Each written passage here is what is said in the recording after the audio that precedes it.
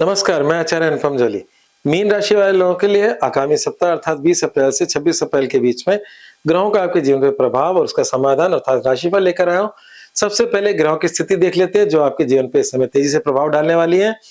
वैसे मुख्य ग्रह तो सेम है, पर इसमें चंद्रमा जो है आपके पराक्रम भाव से लेकर आपके छठे भाव तक इनका संचरण रहेगा। पराक्रम भाव में इस समय बहुत अच्छी पोजीशन पर है।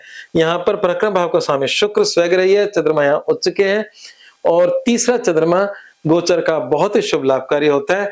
आपके जीवन में आपके कार्यों का सम्मान आपको मिलता है, आपकी शक्ति बढ़ चढ़कर रहती है। आप जिस भी कार्य में ट्रेंड होते हैं उसका पूरा पराक्रम संसार पे जाता है, आपका सोशल सर्कल बढ़ता है। ये सब चीजें यहाँ से शुरुआत होंगी। और छठा चंद्रमा भी गोचर का आपके वर्चस्व को बढ़ाने वाला होता है। सिर्फ चिंताएं चौथा चंद्रमा देता है, उसका समय वगैरह अभी थोड़ी देर में बता देंगे। और दूसरी बात जो है, जो सबसे बड़ा चेंज हो रहा है, वो आपका बुध और गुरु का जो एक्सचेंज है, ये आपके मन में कई प्रकार की चिंता लेकर आ रही है। खासकर जमीन मकान संबंधी चिंताएं इस समय आपके मन पर बहुत ज्यादा घर किए हुए हैं, क्योंकि बुध नीच का है इस समय। चौथी राशि का स्वामी और आपकी राशि का स्वामी बृहस्पति चौथी राशि में है आपसे। तो ये एक्सचेंज और आपकी राशि में मंगल का बैठना जमीन मकान संबंधी कोई बड़ी चिंता इस समय रह सकती है। ठीक है, वैसे तो ये चौथा घर मकान और वाहन का भी होता है, माता का भी होता है। तो इन बाकी सब एरियाज में भी चिंताएं थोड़ी बहुत रह सकती है सबसे। अब अच्छी बात क्या है कि ये सप्ताह शुरू हो रहा है अक्षय तृतीया के दिन। और जो अक्षय तृतीया का जो योग बनता है, आपके हर साल जो योग बनता है, सूर्य उच्च का और चंद्रमा उच्च का। तो सूर्य आपके धन भाव में उच्च का और चंद्रमा आपके पराक्रम भाव में उच्च का। हालांकि सूर्य मीन राशि में छठे घर का स्वामी होता है, तो वो उसके अपने परेशानियां होती हैं। पर ये जो योग है, सूर्य तो 1 महीना रहेगा, पर योग अपने आप में अद्भुत होता है। इसे हम मतलब हमारी भाषा में कहते हैं कि अबूझ है। मतलब इसमें बूझने की जरूरत नहीं है, लोग शादियां कर लेते हैं बस ये कि अक्षय तृतीया शादी हो जाएगी। ठीक है ना, कोई भी मकान का मुहूर्त कर लेते हैं, तो अक्षय का मतलब जिसका क्षय नहीं होता। तो ये मतलब आपकी कंटिन्यूटी में चीजें बनी रहती है। तो इस समय जो पराक्रम में जो आपका चंद्रमा उच्च का है, जो हर अक्षय तृतीया में होता होगा, पर उसके साथ शुक्र स्वग्रही है, ये एक बहुत अच्छी बात है। तो आपको मजेदार बताता हूँ कि इस पूरे योग के अंदर मतलब मीन राशि वाले लोगों के लिए ना सूर्य कोई खास अच्छा है, ना शुक्र कोई खास अच्छा है, परंतु अक्षय तृतीया का योग क्योंकि आपके द्वितीय और तृतीय में बन रहा है, तो इसका मतलब ये है कि बाकी इन ग्रहों का नहीं, पर इस योग के जो रिजल्ट्स हैं वो आपके नेम फेम पराक्रम और सामाजिक संसार में आपकी कीर्ति बढ़ाने वाला साबित होगा। तो इस समय आप कुछ प्रयोजन कर सकते हैं। वैसे मीन राशि वाले क्योंकि सूर्य उच्च का धन भाव में है, तो सोना खरीद सकते हैं। गोल्ड आप अपनी तिजोरी में चाहे छोटा सा ही ले लें, थोड़ा सा ही ले लें, नाम मात्र का ले लें, परंतु वो आपके जीवन में बरकत करेगा। और हर अक्षय तृतीया को ले सकते हो। और क्योंकि चंद्रमा चांदी का प्रतीक है, तो चांदी भी ले सकते हैं। पर क्योंकि मीन राशि एक ऐसी राशि है जिसमें चंद्रमा जो है वो पंचम का स्वामी है, और जो बृहस्पति है वो करियर और उसकी मीन राशि का खुद का स्वामी है। और बृहस्पति सूर्य मतलब इसको सोने को और चंद्रमा चांदी को रिप्रेजेंट करता है। और इस योग के अंदर ऐसा जो भी आप अपनी आर्थिक स्थिति हो उसके अनुसार कुछ भी खरीद कर आप अपनी तिजोरी में रखें, आपको बहुत लाभ होगा। अब जीवन के विभिन्न पहलुओं की बात करते हैं, तो सबसे पहले स्वास्थ्य की बात करते हैं।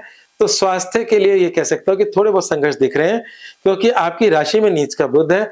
नीच का बुध कुछ एलर्जिकल स्किन या मस्तिष्क या से संबंधित चिंताएं मतलब प्रॉब्लम्स दे सकता है। तो थोड़ी बहुत ये जो बुध है, हालांकि बुध बहुत टेम्परेरी है, तो इसलिए उससे डरने की बात नहीं है। हाँ, दशा अंतर्दशा खराब हो तो ये बुध ज्यादा कष्ट दे सकता है। अगर आपकी दशा अंतर्दशा अच्छी है तो बुध तो अभी बिल्कुल शिफ्ट होने वाला है, अगले हफ्ते शिफ्ट हो जाएगा।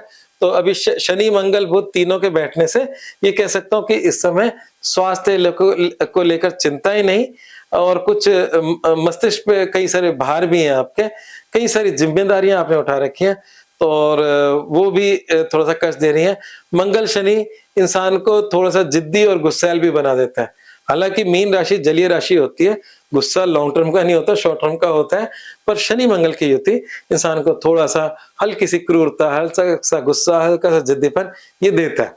तो बुध नीच का है तो वो आपके कई बार बुद्धि भ्रम भी कर देता है। तो ये जो प्रेजेंट समय है टेम्परेरी है, इस समय स्वास्थ्य का ध्यान रखना आपके लिए परम आवश्यक है, ठीक है। और स्वास्थ्य की वैसे राशि स्वामी गुरु ठीक ठाक है, उसमें कोई दिक्कत नहीं है। बुध उसकी शत्रु राशि जरूर है, पर उसमें ऐसा कुछ नहीं है, वो लंबे समय से यही बैठा है। तो अभी जो टेम्परेरी गोचर है स्वास्थ्य को थोड़ा बहुत परेशान कर सकता है, नहीं तो मानसिक तनाव जरूर दे सकता है, ये पक्की बात है। तो मानसिक तनाव इस समय रह सकता है। अब बात करते हैं करियर, व्यवसाय और नौकरी की। तो नौकरी के लिहाज से तो मैं पिछले कई समय से तारीफ ही कर रहा हूं कि बृहस्पति आपकी की नौकरी को सुरक्षित किए हुए है, वो जाते जाते प्रमोशन भी दे सकता है, परिवर्तन भी दे सकता है।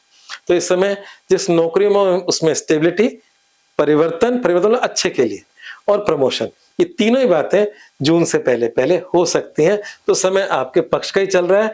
और जहां तक बिजनेस का सवाल है, तो ये जो बुध है नीच का, इसका थोड़ा सा उपाय करें। आप हरा चारा गाय को डाल सकते हैं, क्योंकि ये बुध जो नीच का है, ये बुध आपके, जैसे मैंने बोला, जमीन, मकान, वाहन जिसकी चिंता दिखा रहा था, साथ ही साथ वैवाहिक जीवन का भी स्वामी बुध है। हालांकि बुध की दृष्टि वैवाहिक जीवन पे उसको थोड़ा सा सुरक्षा प्रदान कर रही है, पर खुद जो नीच का है वो भी कहीं ना कहीं तनाव भी प्रदान कर रहा है। तो मिला जुला प्रभाव है वैवाहिक जीवन के लिहाज से। बुध थोड़ा मतलब मिला जुला प्रभाव दे रहा है। बुध का उपाय करना बहुत जरूरी है। बुध का मंत्र था ओम ब्राह्म ब्रीम ब्रह्म से बुधाय नमः। बुध के लिए आप हरा चारा गाय को डाल सकते हैं, गणपति या विष्णु जी की पूजा कर सकते हो, गणपति अथर्वशीर्ष का पाठ कर सकते हो। तो ये करेंगे क्योंकि राशि से आपके कनेक्टेड है, तो ये उपाय आपके लिए करना बेहतर रहेगा। अगर हम अपने प्रेम संबंधों की बात करें तो उस लिहाज से समय बहुत ही अच्छा है। और खासकर अक्षय तृतीया का समय आपको, मैंने जैसे बोला, सामाजिक कार्यों में लाभ देगा। तो आपके सोशल सर्कल में वृद्धि कर रहा है, और प्रेम संबंधों जैसी चीजों में भी वो दिन आपके लिए शुभ लाभकारी है। अच्छा, मैंने एक चीज नहीं बता पाया, जो था कि वो दिन चिंता के कौन से, चौथा चंद्रमा कब होगा।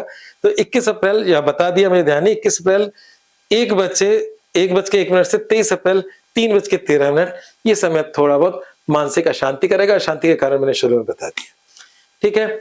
अब बात करते हैं आपके मतलब ओवरऑल जीवन की, इस हफ्ते की। तो ये हफ्ता का जो मूल मंत्र है वो है आपके स्वास्थ्य का ध्यान रखना, चिंताओं को कम करना, ये आपका मूल मंत्र है। उपाय के तौर पर मैंने माँ काली की पूजा को सर्वश्रेष्ठ बताया। माँ काली की पूजा अनेक चीजों में होती है। जब भारी कष्ट होता है तब माँ काली चमत्कार दिखाती है, और शनि के लिए भी माँ काली की पूजा होती है। शनि की दृष्टि आपके वैवाहिक जीवन पर भी है। शनि की दृष्टि जिस योग की मैं इतनी तारीफ कर रहा हूं उस पर भी है। शनि की दृष्टि करियर पर भी है। तो शनि की 3 दृष्टियां होती हैं, तो आपके पराक्रम पे, वैवाहिक जीवन पे और करियर पे। और शनि के लिए, और शनि मंगल का कॉम्बिनेशन है, तो इसमें 2 उपाय हो सकते हैं, हनुमान जी या माँ काली। तो हनुमान जी या माँ काली की उपासना आपके लिए बहुत ही सर्व सिद्धिदायक हो सकती है। इन सब परेशानियों से आपकी रक्षा कर सकती है। एक चीज और मैंने मूल मंत्र में लिया इस बार, वो है शिव जी की पूजा और कालसर्प योग की पूजा। क्योंकि आपकी जो राहु आपके 12वें में, जो व्यर्थ के खर्चों में, और केतु आपके शत्रु भाव में बैठे, इस बीच सारे ग्रह आपके हैं जो कि कालसर्प योग बन रहा है। तो भगवान शिव की पूजा से भी मानसिक शांति मिलती है। मानसिक शांति का सबसे अच्छा उपाय शिवलिंग पे जल चढ़ाना और दूध चढ़ाना है। इससे मन बिल्कुल हल्का हो जाता है। तो इस समय कालसर्प योग की पूजा, शिवलिंग पे अभिषेक और शिव अर्चना आपके लिए शुभ लाभकारी रहेगी। आज बस इतना ही। अगर मेरे चैनल से आपका समाधान मिलता है तो मेरे चैनल को सब्सक्राइब करना बिल्कुल ना भूलें, शेयर भी करें, लाइक भी करें। धन्यवाद।